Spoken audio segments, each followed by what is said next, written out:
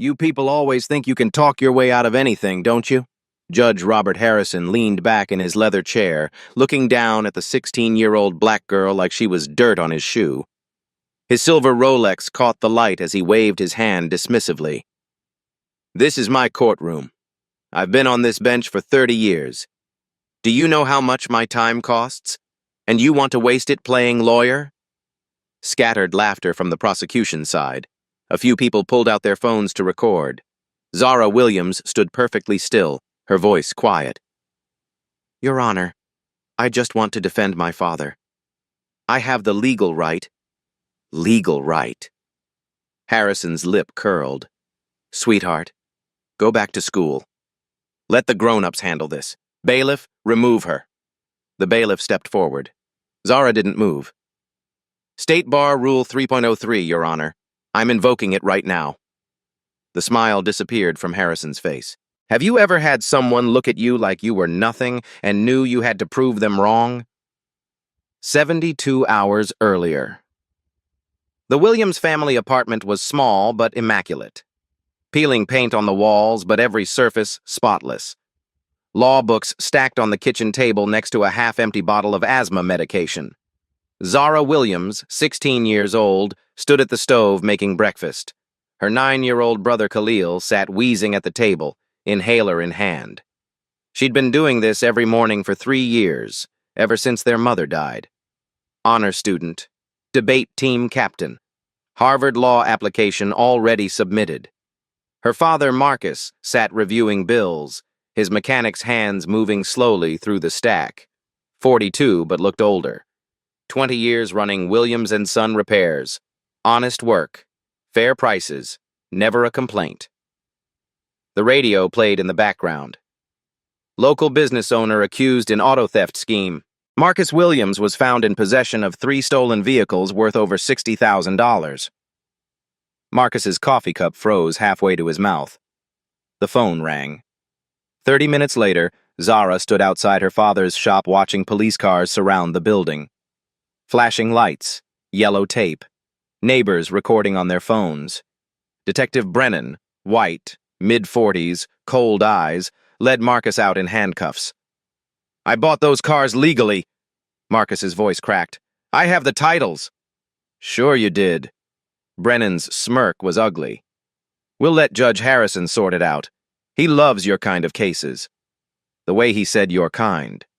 Even Mr. Carter from the shop next door shook his head doubtfully. And Mr. Carter had known Marcus for 15 years. Zara felt something break inside her chest. At the county jail consultation room, Marcus sat across from his public defender. James Porter was 30-something, coffee-stained tie, eyes that hadn't seen sleep in months. He had 87 active cases. Porter flipped through the file without looking up. Mr. Williams, they have VINs matching stolen vehicles. Prosecutors offering 18 months. Take it. I didn't steal anything. I bought them from a guy named Jackson at an auction. Receipt? Business card? Cash deal. He had all the paperwork. Porter sighed. That exhausted sound of someone who'd lost before he started. Judge Harrison handles these cases. He's very strict, especially in election years. Without proof, you're looking at a 5-year minimum if we lose at trial. Zara noticed Porter's notes. The margin where he'd already written, please, 18 months. The missing witness statements. The coffee stains cover half the page. This man had already given up. What if we can prove the sales were legitimate? Zara asked. Porter looked at her, kind but hopeless. Sweetheart, that takes resources we don't have. Trials in 3 days. This is your father's best option. Marcus turned to Zara. She saw something she'd never seen in his eyes before. Defeat. Baby girl, I need you to take care of Khalil. You stay with Aunt Patricia. You finish school. You go to Harvard like your mama wanted. Promise me. His voice broke on the last words. Zara stared at her father through the plexiglass. At the public defender who'd quit before fighting. At the system that had already decided her father was guilty because of the color of his skin and the neighborhood where he lived.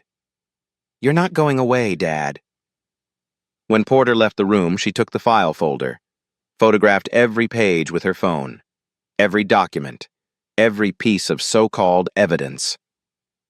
Outside the jail, she stood in the parking lot, alone, the autumn wind cold against her face. If the system wouldn't fight for her father, she would do it herself. She pulled out her phone and searched. How to defend someone in court. Khalil called. "Zara, where are you? I can't find my inhaler. She closed her eyes. Her little brother needed medicine. Her father needed a lawyer. Her family needed money they didn't have. And she was 16 years old with a smartphone and 3 days. But her mother's voice echoed in her memory from those final hospital days. You're going to be somebody, baby. You're going to change things. Zara looked back at the jail building, at the tiny window where she knew her father sat in a cell. Okay, Mama, she whispered. Let's change things. She opened her phone again and typed, criminal defense lawyers near me. The first result made her stop. Professor Jamal Malik, retired civil rights attorney, community legal advocacy. Retired. That meant he might have time. She took a breath and dialed the number. Zara sat in her bedroom that night, laptop glowing in the darkness. Khalil slept across from her, breathing raspy. She'd been researching for hours. She typed, Judge Robert Harrison. 30 years on the bench. Tough on crime reputation. Campaign donor list. Police union, district attorney's office. She found a news article from 6 months ago. Judge Harrison sends message. Auto theft ring crackdown. His quote, I won't let criminals use ignorance as an excuse. These people think they can steal and claim they didn't know. Not in my courtroom. These people. She found video footage. Harrison sentencing another black defendant. The man's mother sobbing in the gallery. Your kind thinks you can con the system. 5 years. Your kind. Zara made a spreadsheet. Court records were public. 47 defendants in 3 years. 41 involved Detective Brennan. 39 convictions. Average sentence, 4.2 years. State average, 1.1 years. 44 defendants were people of color, all represented by public defenders, all convicted. This wasn't justice.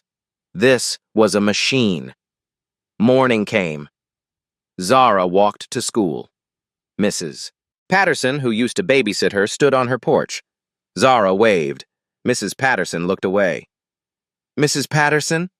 The old woman hesitated. Your poor father. I always wondered how he afforded that shop expansion. He saved for years.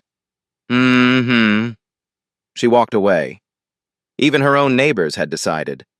At school, whispers followed her. Jasmine, her debate partner, her best friend since 6th grade, caught her at her locker. Zara, my mom says I shouldn't be seen with you right now. Jazz, my dad didn't do anything. I know, but my mom's worried about how it looks. Jasmine walked away.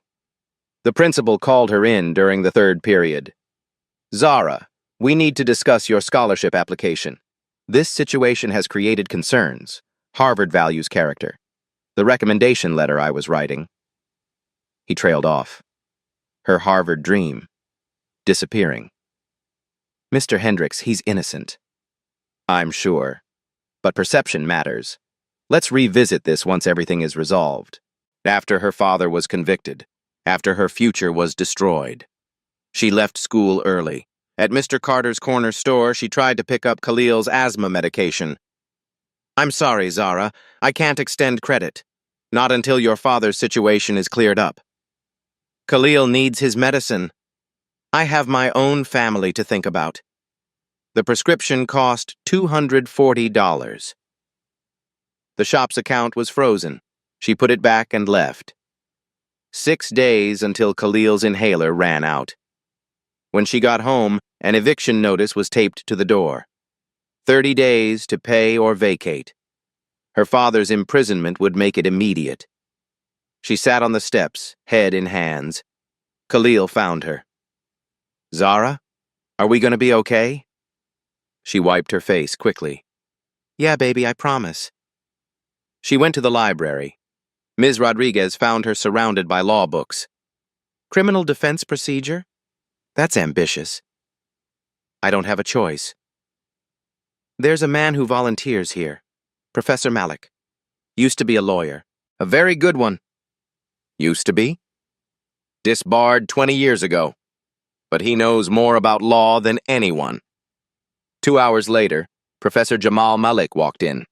70 years old, gray hair, eyes that had seen too much. He sat and opened Marcus's file. Harrison. His voice was quiet.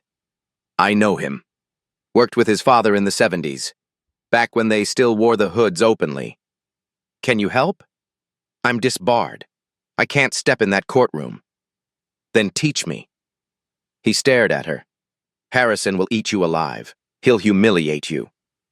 He's already eating my father alive. Malik smiled. Sad. Proud.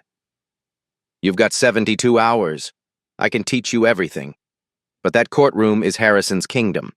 Kings don't give up thrones willingly. I'm not asking him to give it up. I'm asking him to do his job. He pulled out books. Then we start now. That night at 2 a.m., Khalil woke up gasping. His inhaler was empty. Zara called 911. Emergency room. 3-hour wait. Nebulizer treatment. Bill. $2,400. No insurance.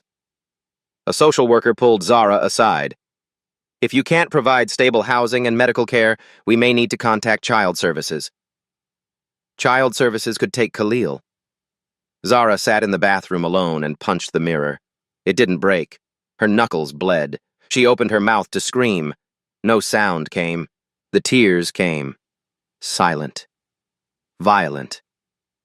The door opened. Professor Malik stood there. He sat beside her on the cold floor, silent for 5 minutes. My daughter was about your age, he finally said. Police shot her, said she matched a description. She was holding a candy bar they thought was a gun. Zara looked at him. I became a lawyer to stop that from happening to others. They disbarred me for being too aggressive, too unwilling to play their game. He stood. Don't be sorry. Be angry. Then turn that anger into something they can't ignore. You want to know why I agreed to teach you? You remind me of her. I couldn't save her, but maybe I can help you save him. Khalil appeared, medicated, groggy. Did you fix it yet? Zara wiped her face. Not yet, baby, but I will. Outside, Professor Malik opened his car trunk. Inside were boxes of legal textbooks, case files, trial transcripts. We have 72 hours to turn you into someone Harrison can't dismiss. Someone who speaks his language better than he does. Can it be done? Malik looked at her. Really looked at her. I don't know. But 20 years ago I gave up fighting. You're giving me one more chance. So we're going to try. They drove to his apartment. Walls covered in legal books, civil rights photos, quotes from Martin Luther King Jr. First lesson, Malik said. Forget everything you've seen on TV. Real court is chess, not boxing. You don't win by being loud. You win by being precise. He handed her a book. Read chapters 3 through 7. Then we drill the courtroom procedure until you can do it in your sleep. Zara opened the book. Her eyes were burning from exhaustion, her knuckles still bleeding from the mirror, her heart breaking from watching her world collapse. But she read. Because her father was counting on her. Because Khalil needed her. Because 47 other families deserved justice. Because her mother's voice still echoed. You're going to change things. And because Professor Malik was giving her the tools to do it. The clock read 3 a.m. 72 hours until trial. She started reading. The next 72 hours blurred into a single continuous nightmare of coffee, law books, and Professor Malik's relentless voice. Hour 1. Malik put a stack of books on the table. Basic courtroom procedure. How to address the court. How to stand. How to object. You think it's simple until you're standing there and Harrison's staring you down like you're an insect. Hour 5. Objection types: hearsay, relevance, speculation, leading the witness. You need to know these in your sleep. When to use them, when not to. A bad objection makes you look stupid. Silence when you should object makes you look weak. Hour 12. Zara's eyes burned. Malik slapped the table. Again. Define hearsay. An out-of-court statement offered to prove the truth of the matter asserted. Exceptions? Present sense impression. Excited utterance. Statement against interest. Good. Again. Hour 18. Role play. Malik played Judge Harrison. He was terrifyingly good at it. Ms. Williams, are you wasting my time? Zara stood straighter. No, Your Honor. I'm exercising my client's constitutional right to— Wrong. Malik broke character. You're apologizing with your tone. He'll smell weakness. Again, confident, like you belong there. They did it 40 times. Hour 24. Cross-examination technique. You never ask a question you don't know the answer to. You lead them where you want them to go. Make them say what helps your case in their own words. Zara practiced on hypothetical witnesses until her voice went hoarse. Hour 30. Malik made her watch every video of Judge Harrison they could find. Study him, his patterns, his tells. They counted. Harrison interrupted women 3 times more than men. He sustained prosecution objections 85% of the time. Before harsh rulings, he always said, "I've been very patient." He hated long arguments. He's predictable, Malik said. That's his weakness. He thinks his patterns are authority. They're actually vulnerable. Hour 40. Building the defense. Zara mapped everything on Malik's wall. Red string connecting dates, names, places. When did Marcus buy the cars? May 30th at county auction. When were they reported stolen? June 15th, July 2nd, July 20th. The cars were sold before they were stolen. So how did they end up matching stolen vehicle reports? Zara asked. Malik stared at the timeline. Someone filed false reports, made it look like earlier thefts, framed the buyers. But why? Insurance fraud. Someone reports a car stolen. Insurance pays out. Car's already been sold to someone like your father. Police recover it. Original owner gets money. Buyer gets arrested. Officer looks like a hero. Detective Brennan. Maybe. But we need proof. Hour 55.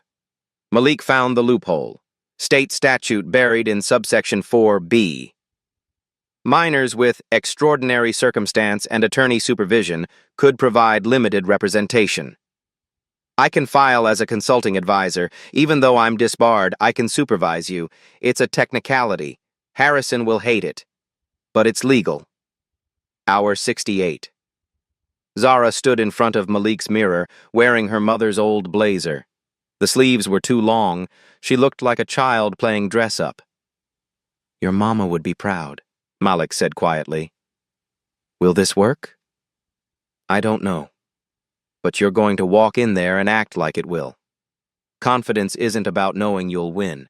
It's about refusing to act like you'll lose. Hour 72. Dawn. Trial day. But first, they needed evidence. Malik drove them to the county auto auction. The clerk recognized the Vians immediately. Yeah, Jackson used to broker here. Stopped showing up about 8 months ago. Do you have records? The clerk pulled files. 3 cars. Sale dates all before the theft reports. Wait. The clerk frowned. These VINs were reported stolen after Jackson sold them. That's weird. How weird? Like someone re-VINed newer thefts to match older sales. Someone's running a frame job. Malik and Zara exchanged looks. Next stop, public records. Detective Brennan's arrest statistics. 90% arrest rate on auto theft, but only a 40% conviction rate. Many cases dismissed for evidence irregularities. He's sloppy, Malik said. Or he only goes after people who can't afford to fight back. Zara pulled up social media, searched Robert Jackson Jr. found him. Photos of Jackson with Detective Brennan at a police union fundraiser. Jackson's LinkedIn, former police impound lot employee. Fired 9 months ago for inventory discrepancies. The pieces clicked together. Jackson steals cars from impound, sells them to buyers like Marcus, reports them stolen after the sale. Brennan recovers them. Jackson and Brennan split insurance payouts. Buyers get arrested. Can't prove legitimate purchase. It's a system, Zara whispered. My father wasn't the first. And he won't be the last unless we stop it. Where's Jackson now? Probably fled. Nevada, maybe. So we have no witness, no hard proof linking Brennan. Malik looked at the evidence spread across his car hood. Auction records, timeline discrepancies, social media photos. We have reasonable doubt. We make the prosecutor defend a timeline that doesn't make sense. We make Brennan look incompetent or corrupt. And we pray Harrison cares more about his reputation than his friendship with Brennan. That's it? That's the plan? That's the plan. They drove to the jail for one last meeting with Marcus. He looked smaller somehow. The orange jumpsuit hung loose. 3 days in jail had aged him. Baby, you don't have to do this. I can take the plea. 18 months. You and Khalil stay with Aunt Patricia. You go to Harvard. 2 years, Dad. Khalil needs you. I need you. You need your future, not to throw it away defending me. Zara opened her briefcase, showed him everything, the auction records, the timeline, the Jackson-Brennan connection. Marcus stared at the papers. His hands started shaking. They set me up. Yeah. And tomorrow we prove it. Marcus began to cry. 42 years old, crying like a child. Your mama always said you were going to change the world. I just didn't think it'd start with saving me. They held hands through the plexiglass separator. You saved me every day of my life, Dad. Tomorrow is just payback.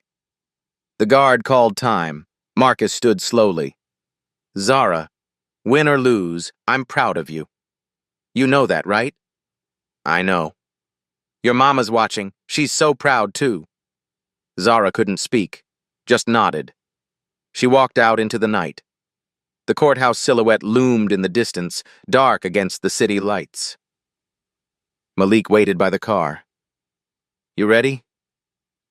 Zara looked at the courthouse, thought about Harrison's smug face, Brennan's smirk, the 47 families destroyed by this system. Her father is in that cell. Khalil at home with an inhaler running on fumes. She thought about her mother's last words. Change things. No, she said honestly. But let's do it anyway. They drove toward the courthouse. The sun was rising. Trial began in 2 hours. Zara Williams, 16 years old, was about to walk into Judge Harrison's kingdom and challenge a king. 7 a.m. Courthouse steps. Zara and Malik arrived early, the building still quiet. Zara reviewed her notes one last time, hands trembling despite the coffee. Malik went to get more caffeine. They had 90 minutes. Footsteps behind her. James Porter, the public defender, walked up the steps. He looked worse than before, eyes red, suit more wrinkled. Zara, I heard what you're trying to do. I'm not backing down. I'm not asking you to. He pulled a manila folder from his briefcase. I'm giving you this. She took it. What is it? I've been tracking Judge Harrison's cases for 3 years. Thought I was paranoid.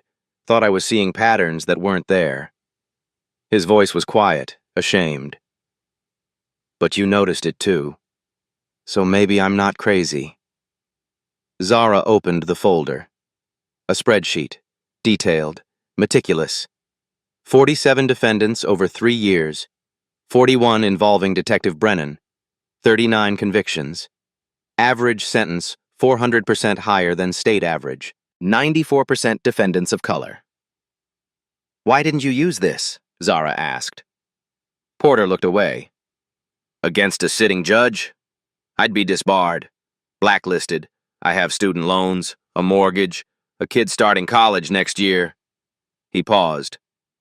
I took the coward's way. I told myself one lawyer can't change the system. I convinced myself I was helping people by getting them plea deals instead of worse sentences. You were helping them. No, I was helping myself sleep at night. He looked at her. But you're brave enough to do what I couldn't. So take it. Use it. Burn the whole thing down if you have to. Zara flipped to the last page. Porter's handwritten notes. Harrison re-election campaign. $340,000 from police union. Donation date circled in red. The same week the auto theft crackdown began. A newspaper clipping stapled to the page. Judge Harrison, tough on crime, pays off, leads in polls. Malik appeared with coffee, saw the folder. He read over Zara's shoulder. He's not convicting criminals, Malik said quietly. He's convincing campaign ads. Porter nodded.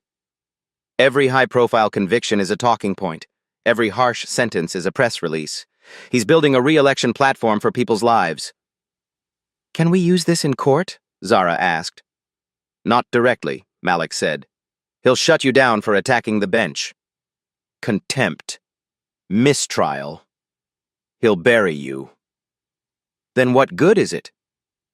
You make Brennan reveal it. You ask questions that force him to defend impossible timelines. When the jury sees the pattern, you connect it to Harrison's incentive without saying his name. Porter checked his watch. I have to go. Another client. Another plea deal. He looked at Zara one more time. Good luck. And I'm sorry. For all of us who should have fought and didn't. He walked away. Zara and Malik sat on the courthouse steps, the folder between them.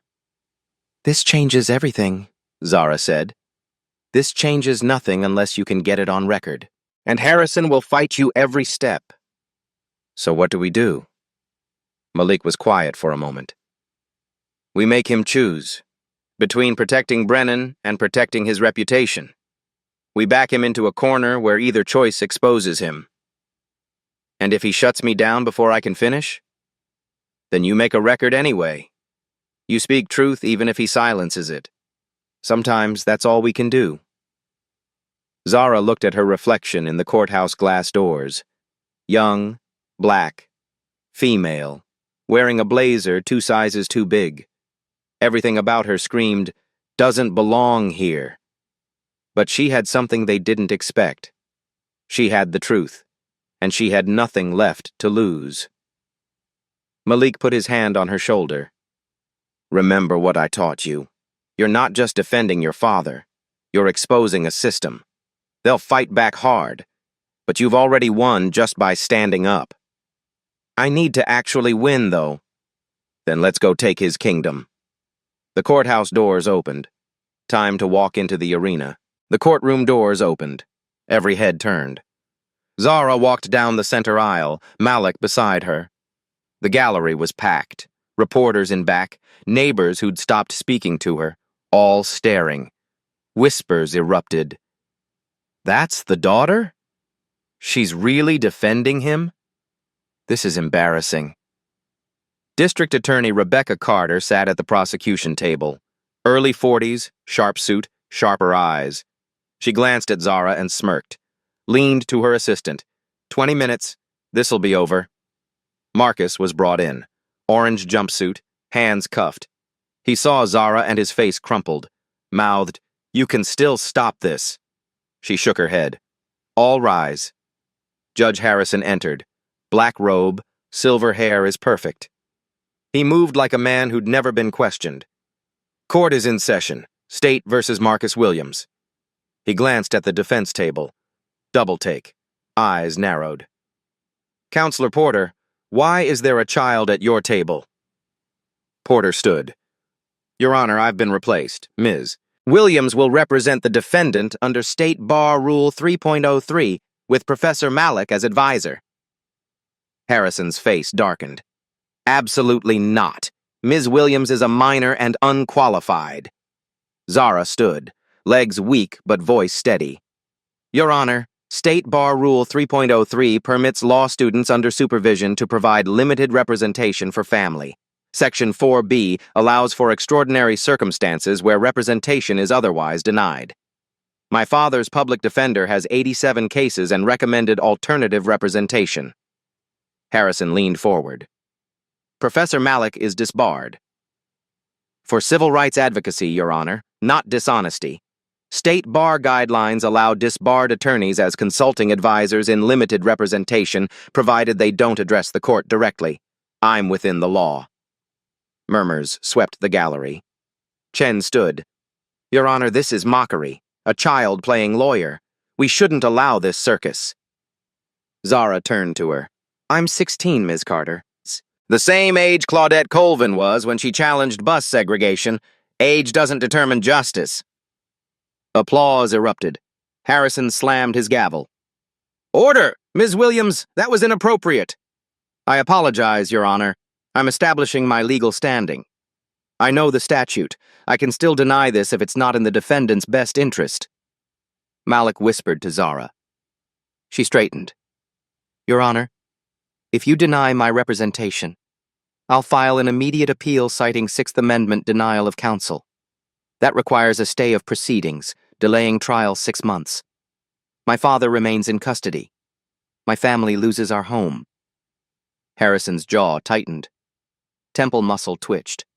Silence stretched. Fine. But one misstep, Ms. Williams, and you're removed and held in contempt, understood? Yes, Your Honor. Ms. Carter, opening statement. Chen walked to the jury with practiced confidence. Ladies and gentlemen, this case is simple. 3 stolen vehicles worth $62,000 were recovered from the defendant's shop. VINs matched police reports. Mr. Williams claims legal purchase but has no receipts, no documentation, and the seller vanished. She showed photographs. 3 cars. VINs highlighted. The defense will confuse you with conspiracy theories, but the facts are clear.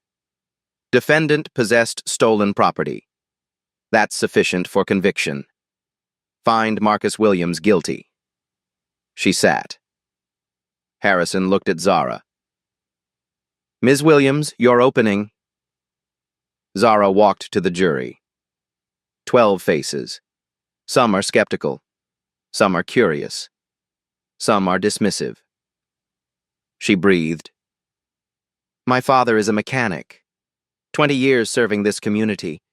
Fixed cars for single mothers who couldn't afford dealerships. Helped elderly neighbors. Never a complaint. Never a lawsuit. Never accused of dishonesty. Pause. 3 months ago, he bought 3 vehicles at a county auction through licensed broker Robert Jackson. Received title transfers. Paid fair value with documented bank transactions. Registered with DMV. She showed auction receipts on a poster board. Then weeks later, those same vehicles were reported stolen. Not before he bought them. After. Let it sink in. The question isn't whether my father possessed reported stolen vehicles. The question is, were they stolen when he bought them? If not, who reported them stolen afterward, and why? Jurors leaned forward. Prosecution wants you to believe my father's a criminal. I'll show you he's a victim. The real criminals framed him. Harrison cut in. Ms. Williams' accusations require evidence, which I'll provide, Your Honor. I'm outlining defense theory, which is my right. Harrison looked annoyed but silent. Zara returned to her seat. Chen called her first witness. The state calls Officer Davis. A uniformed officer took the stand. White, 30s, nervous. Chen asked, Officer Davis, when were these vehicles reported stolen? June 15th, July 2nd, and July 20th. And when will it recover? August 10th at the defendant's shop. Thank you. No further questions. Harrison looked at Zara. Cross-examination? Zara stood, walked to the witness stand. Officer Davis, did you verify theft reports against DMV registration records? Davis shifted. That's not my job. I take reports. So you don't know if these vehicles were registered to new owners between theft date and recovery? No. You just wrote down what people told you? Yes. No further questions. Chen called her second witness. Mrs. Yang, the first theft victim. An older Asian woman took the stand. Mrs. Yang, when did you discover your vehicle missing? June 14th, parked at the mall. When I came back, gone. Did you see it again? Yes, at his shop. She pointed at Marcus. That's my car. Thank you. Zara stood for cross. Mrs. Yang, you received your insurance payout? Yes, $18,000. Did insurance take possession after recovery? Yes. So you no longer own it? Well, no, but thank you. The pattern continued. Witness after witness. Carter built her case. Zara chipped away at certainties. Then Carter called Detective Brennan. The courtroom tension spiked. Brennan walked to the stand, confident, smug, white, mid-40s, cold eyes. He was sworn in. This was the moment everything would change. Detective Brennan settled into the witness chair, relaxed, confident. That same smirk from arrest day. D.A. Carter approached warmly. Detective Brennan, how long with the police force? 18 years. You lead the auto theft task force? Correct. How did you identify the defendant's involvement? Brennan turned to the jury, voice smooth. Anonymous tip about suspicious activity at Williams Auto Repair. I cross-referenced VINs with our stolen vehicle database. 3 matches. Got a warrant. Recovered the property. Thank you, Detective. Harrison looked at Zara. Cross-examination? Zara stood, mouth dry. Detective Brennan, who gave the anonymous tip? Can't disclose. Confidential informant. Was it Robert Jackson? Chen shot up. Objection. Speculation. Sustained. Stay within bounds, Ms. Williams. Zara shifted. When did you execute the search warrant? August 10th. Vehicles reported stolen June 15th, July 2nd, July 20th? Correct. That's 26, 39, and 51 days. Why wait so long? Building a comprehensive case. Or the vehicles weren't there yet? Objection. Sustained. Ask questions, don't testify. Zara pulled a document. Detective, Defense Exhibit D shows county auction records. These VINs sold May 30th, 16 days before the first theft report. Explain that. Brennan paused. Auction records can be forged. By the county clerk? Criminals are sophisticated. Or someone filed false reports to frame innocent buyers? Objection, harassment. Sustained. Move on, Ms. Williams. Zara looked at her notes. Detective, do you know Robert Jackson? May have encountered him professionally. He worked at a police impound until 9 months ago? I believe so. Fired for inventory discrepancies? Chen stood. Objection, relevance. I'm establishing the credibility of the man who sold my father these vehicles. Harrison paused. Overruled. Answer. Brennan's jaw tightened. Yes, there were issues. Zara showed a photograph. Brennan and Jackson at an event, smiling, drinks in hand. This is you and Jackson at a police union fundraiser. You know him personally? We're colleagues. That doesn't... Did you investigate Jackson when vehicles were reported stolen after he sold them? He wasn't a suspect. Why not? He had access to impounded vehicles, history of inventory theft, sold cars later reported stolen. Not suspicious. Brennan's face reddened. We follow evidence. Evidence led to your father. Or evidence was manufactured to protect someone else? Objection, Harrison's voice boomed. Ms. Williams, you're close to contempt. Make your point or sit down. Zara's heart pounded. Detective, how many auto theft cases have you prosecuted here in 3 years? I don't keep count. 41 cases. How many are assigned to this courtroom? I don't control assignments. 39 out of 41, 95%. Statistically unusual? Chen jumped up. Objection. Court docket management isn't on trial. Harrison leaned forward, face dark red. Ms. Williams, what is your point? Your Honor, I'm establishing a pattern suggesting you're establishing nothing. Move on or I hold you in contempt. Dead silence. Malik whispered urgently. Zara looked at Harrison, at Brennan, at the jury. Say it or stay silent forever. Your Honor, may I approach?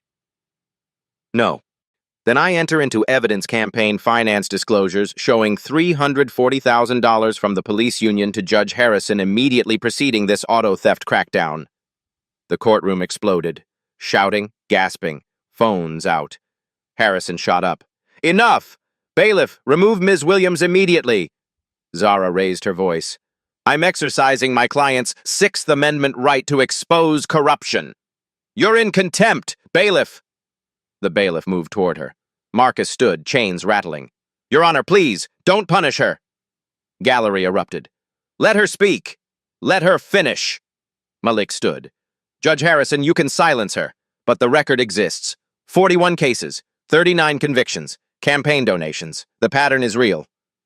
Harrison pointed at Malik. You're disbarred. Sit down or join her. The bailiff reached Zara. She looked at the jury. The timeline doesn't work. Cars sold before reported stolen. Jackson set him up, Brennan covered it, and this court profited. Harrison slammed his gavel. Recess! Jury dismissed until 9 a.m. tomorrow. Chaos everywhere. Zara was led to the side door. She caught her father's eyes. He was crying. She mouthed, Trust me. The door closed. She was taken to a holding cell. Concrete walls, metal bench, fluorescent buzz. She sat alone in silence. Had she just destroyed everything? Lost the case? Guaranteed her father's conviction? Or had she done the only thing that mattered? Told the truth. 30 minutes later, Malik appeared outside the cell bars. You did it, he said quietly.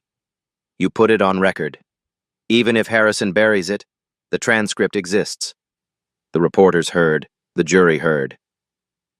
Did I guarantee Dad goes to prison? No. You guaranteed they can't hide anymore. Porter appeared behind Malik. Zara. 3 reporters were in that gallery. This story goes public tonight. By morning, everyone will know. She looked at them through the bars. What happens now? Now, Malik said, we see if truth is stronger than power. Outside, the sun was setting. Tomorrow would decide everything. Zara was released from holding at midnight. No charges yet. Harrison deciding. Outside, 50 people waited. Signs, candles. Justice for Marcus. Let her speak. Strangers, her community, standing in the cold. Her phone buzzed all night. Social media is exploding, video clips from court. Her voice. This court profited from it. Hashtag trending. Hashtag justice for Marcus. By dawn, news vans surrounded the courthouse. Zara arrived at 8 a.m. Crowd tripled. Reporters pushed microphones. Do you stand by your accusations? She kept walking, Malik beside her. The courtroom was packed beyond capacity. People against walls. Chen looked tense, kept checking her phone. Marcus brought in, pride and terror in his eyes. All rise. Harrison entered, older, tired, angry. Court is in session. Heavy silence. Harrison stared at Zara. Ms. Williams, I should hold you in contempt. Should ban you from this courthouse. Should fine you. Pause. But I won't. I've reviewed your evidence. 3 state bar ethics committee members called last night. I will not have this court accused of suppressing truth. The courtroom held breath. Continue your cross-examination, and I warn both sides no further disruptions. He gestured. Bring the jury. 12 jurors filed in. Alert, engaged, suspicious. Brennan recalled standing, less confident, sweating. Zara stood. Detective Brennan, yesterday we established you know Robert Jackson personally. Attended social events together? Yes. After Jackson was fired for stealing vehicles, you maintained contact? Pause. Occasionally. Did he offer to sell you vehicles? I don't recall. You don't recall if your friend was fired for stealing cars offered to sell you cars? I meet many people. Zara pulled a document. This is your bank statement from Discovery. June 1st, you deposited $15,000 cash. Where'd that come from? Brennan's face reddened. Personal finances aren't relevant. Your Honor, I'm establishing a motive for filing false reports. Harrison nodded. Answer, Detective. A loan. From my family. Which family member? My brother. Your brother's name? Hesitation. Robert. Murmurs erupted. Robert Brennan or Robert Jackson? Silence. Different people. Are they? I have evidence Robert Jackson used multiple surnames, including Brennan. Is Robert Jackson your brother? Chen stood. Your Honor, if this continues, the state requests recess to investigate prosecutorial issues. Harrison looked at her, at Brennan, at the jury. Recess granted. 30 minutes. 30 minutes later. Chen stood. My voice is different, quieter, shaken. Your Honor, the state reviewed additional evidence from defense.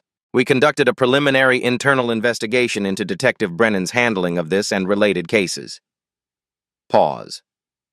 The state moves to dismiss all charges against Marcus Williams. We've discovered irregularities in vehicle identification and evidence suggesting vehicles were legally purchased and subsequently misidentified through investigative errors. Courtroom exploded. Harrison slammed gavel. Order! Marcus grabbed Zara's hand, tears streaming. Detective Brennan's investigation? Harrison asked. Chen looked uncomfortable. Under internal review, Your Honor. Motion granted. Mr. Williams, you're free. Charges dismissed with prejudice. Gavel slammed. Bailiff unlocked Marcus's handcuffs. He pulled Zara into his arms, both sobbing, but Zara pulled back. Your Honor, may I address the court? Harrison looked surprised. Ms. Williams, you've won. Your father's free. My father isn't the only victim. 41 families deserve justice. I request the court order an independent review of all auto theft cases prosecuted by Detective Brennan in the past 3 years. Silence. Harrison stared at this 16-year-old girl who'd beaten his system. Long pause. Granted. The court will order a full independent review. He looked at her. Something shifted in his face. Ms. Williams, you've shown more courage and integrity than many lawyers I've seen in 30 years. Your father is fortunate. Not an apology, but acknowledgement. Court adjourned. Final gavel. Marcus held Zara tight. Khalil ran down the aisle, jumped into their arms. Malik stood watching, tears in his eyes. Outside on courthouse steps, reporters swarmed. How does it feel? What's next for you? Zara, exhausted, looked at the cameras. My dad's free, that's all that matters. Will you pursue law? She looked at Malik. Yeah, I think I will. Marcus joined her. I need to reopen my shop. My daughter needs college tuition. He smiled through tears. Khalil held his inhaler, breathing easy. Did we win? Zara lifted him. Yeah, baby. We won. Porter approached. Zara, Harvard Law called me. They saw the coverage. They want to talk about early admission. Malik put his arm around her shoulder. You reminded me why I became a lawyer. Thank you. The crowd cheered. Community members who doubted them now celebrating. Mrs. Patterson pushed through, crying, I'm sorry, baby, I'm so sorry I doubted. Zara hugged her. It's okay. Mr. Carter from the store approached with a bag. Khalil's medication. On the house, forever. The sun broke through the clouds. Zara, Marcus, and Khalil walked down courthouse steps together. The camera pulled back, showing the crowd, the community, all watching. A family restored, a system exposed, a girl who refused to be silent. Justice, imperfect and hard-won, had prevailed. 6 months later, Williams & Son Auto Repair had a new sign. Fresh paint. Williams and Daughter Legal Auto Repair in bold letters. Underneath, fair prices, honest work, justice guaranteed. Grand reopening day. The neighborhood gathered. Balloons, music, food tables set up in the parking lot. Marcus stood at the shop entrance, overwhelmed. The same neighbors who'd crossed the street to avoid him now lined up to shake his hand. Welcome back, Marcus. We're sorry we doubted you. Proud of what your daughter did. Mr. Carter brought trays of food from his restaurant. No charge. Never again will I doubt the Williams family. Mrs. Patterson hugged Marcus tight. I'm ashamed of how I acted. Forgive an old woman for being a fool. Marcus's voice was thick. Nothing to forgive. We're all human. Inside the shop, the walls told a new story. Framed newspaper articles. Teen lawyer exposes corruption in local court. 23 wrongful convictions overturned after Williams case. Judge Harrison announces retirement amid ethics investigation. Detective Brennan arrested on fraud charges. Robert Jackson extradited, faces 15 counts. The system had been forced to answer. Malik stood examining the articles, hands in pockets. Zara joined him. You did this, he said quietly. We did this. No. I taught you the procedure. You had the courage. On the shop counter sat Zara's Harvard Law acceptance letter, early admission, full scholarship. They'd called it Extraordinary Circumstances Admission for applicants who've demonstrated exceptional commitment to justice. Jasmine approached, nervous. Zara, I know I wasn't there when you needed me. I was scared and selfish and... Zara hugged her. You're here now. That's what matters. Principal Hendricks arrived, looking uncomfortable. He handed Zara an envelope. Your recommendation letter. I wrote it 6 months ago. I'm sorry I let fear guide me instead of integrity. Zara took it. Thank you, Mr. Hendricks. Khalil ran through the crowd, breathing easy. No more wheezing. Health insurance reinstated, medication covered. He wore a t-shirt that said, My sister's a hero. He tugged Zara's sleeve. Can I tell people the story? Which part? The part where you made the mean judge be quiet. She laughed. Sure, baby. A news van pulled up. The reporter who'd covered the trial approached. Ms. Williams, can we get a statement? You've become something of a symbol. Young people across the country are talking about your case. Zara looked at her father, at Malik, at her community. I'm not a symbol. I'm just a daughter who fought for her dad. But if people take anything from this, I hope it's that the system only works when we force it to. When we refuse to be silent. When we demand justice instead of accepting injustice. The reporter smiled. Harvard Law is lucky to have you. I'm lucky to have Harvard, and luckier to have my family. As the sun set, the crowd thinned. Marcus locked up the shop. The four of them stood together. Marcus, Zara, Khalil, and Malik. You know what your mama would say right now? Marcus asked. What? I told you so. He laughed through tears.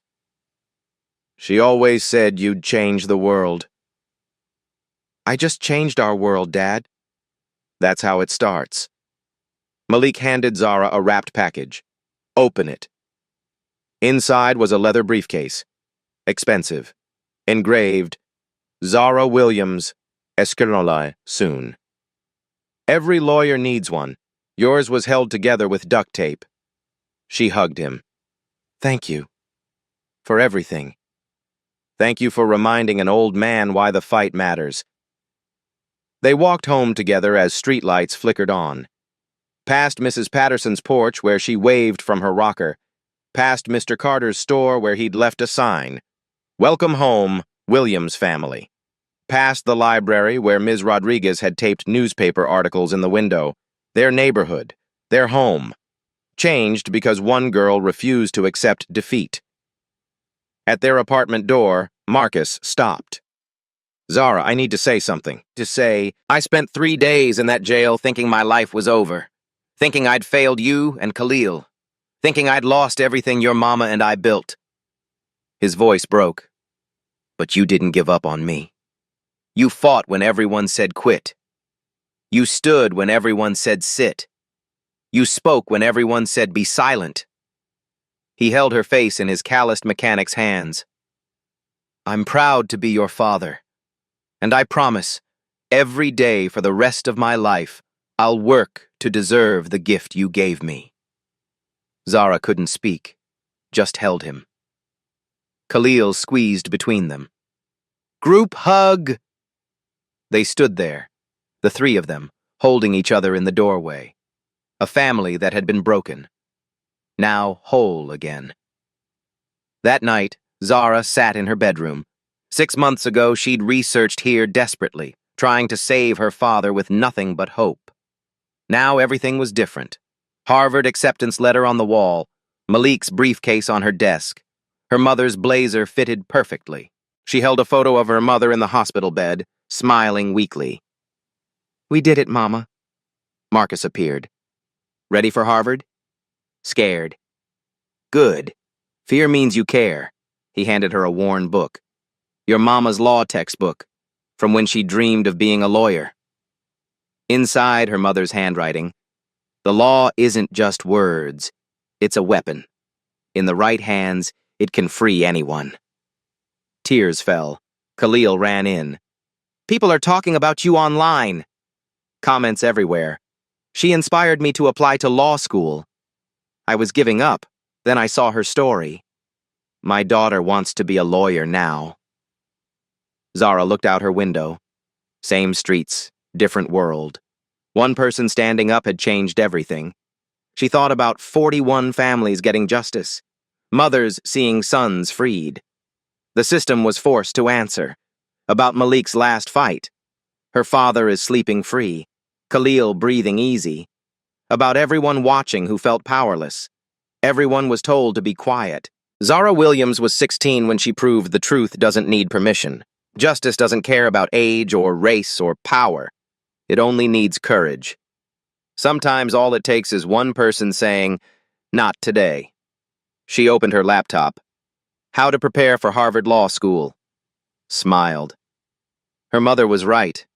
She would change the world. This was just the beginning. Have you ever fought for what's right when everyone said quit? Zara did. 16 years old, 3 days. Pure courage.